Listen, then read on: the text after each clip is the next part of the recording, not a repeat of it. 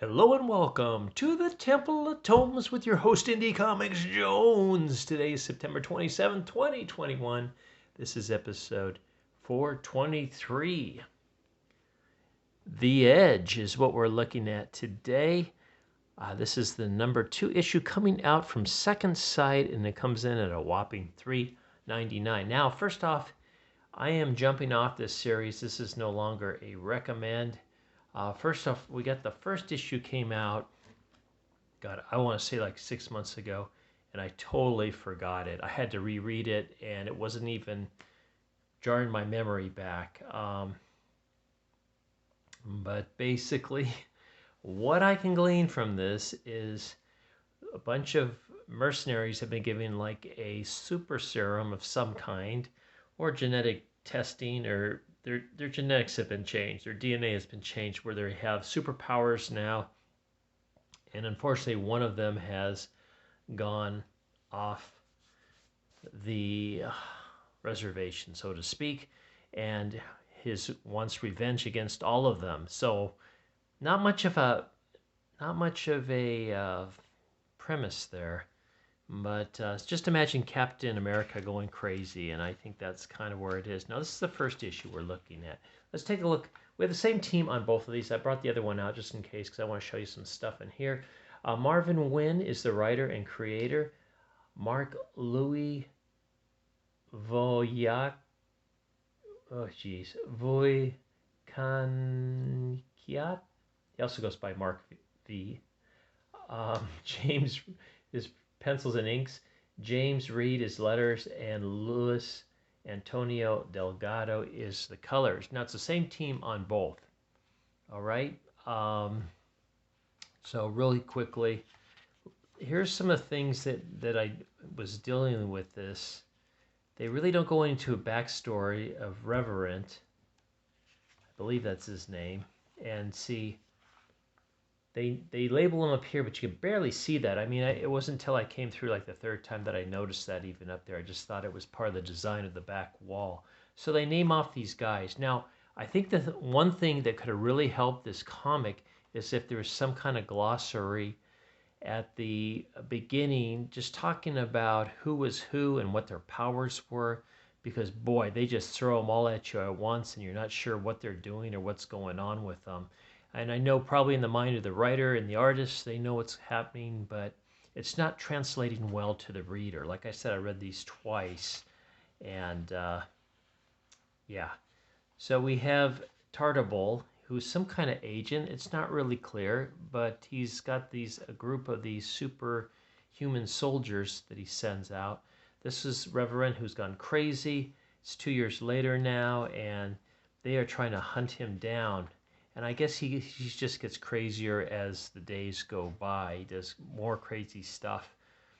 But when they start throwing the characters at you here, and you don't know what their relationship, like you have Tandra here, and I'm not sure who she is, really. I have no idea other than she's at another facility in Los Angeles, and it's underwater somewhere, and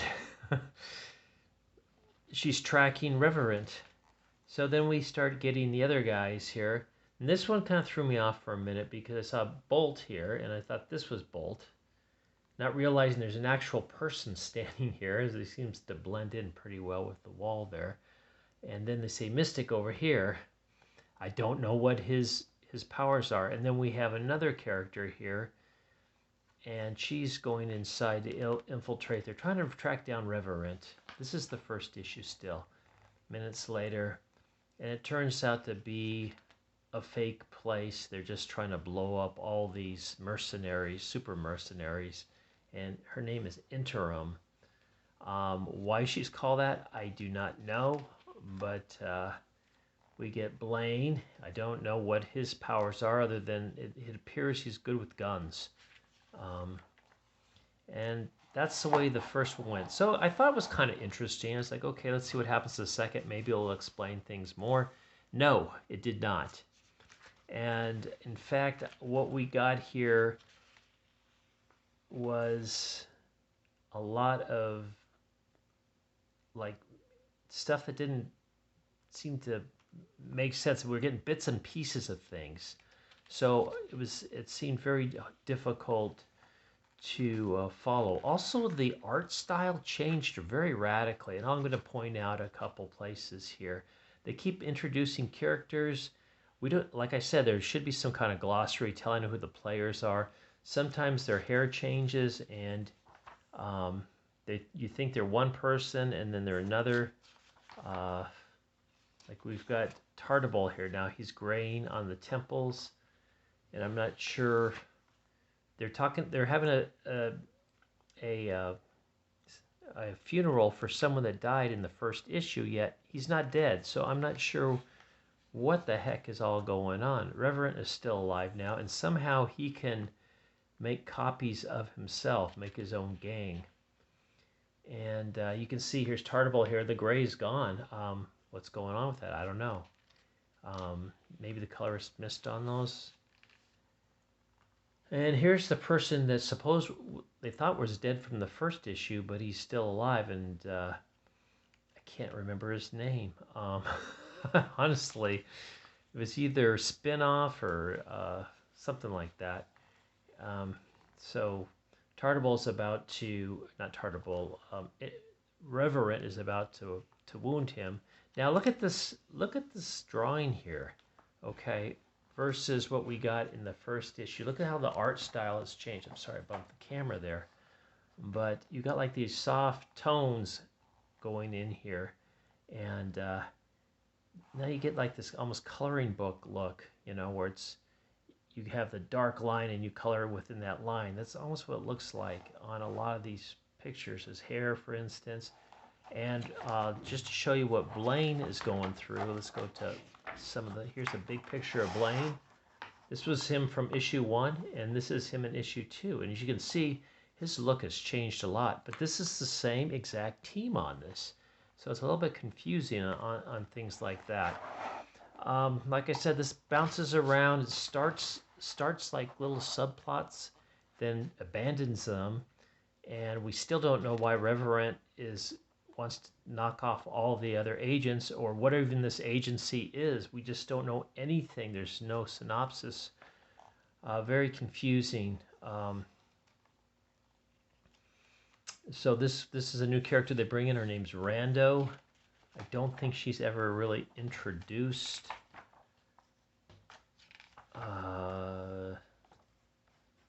Maybe in the front. That's her here, maybe. But as you can see, there's quite a bit of action in it, which I love, but it doesn't make a lot of sense. And they seem to keep just kind of circling around with this action.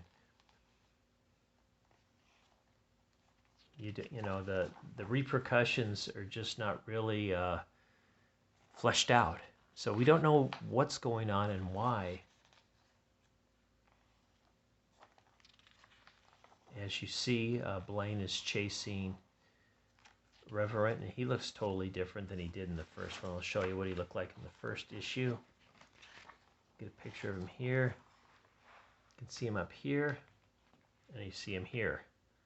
So he's looking quite a bit different, and even drawn different. Maybe they got a new digital processor or something. I don't know. I just can't figure out what's going on with it. And at the end, Reverend falls in the water. It's the end of part 2. Yeah, I can't recommend this. It's just too confusing. There's too much going on. Here's issue 3. I don't know when it's going to come out. I want to say there was a 6-month gap between the 2 books.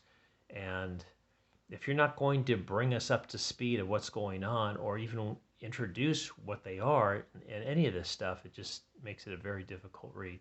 So unfortunately, I cannot give this a recommend. But thanks for stopping by and watching this review. As always, please like, please subscribe, please leave comments. We're going to have more reviews coming up, so please stay tuned for that.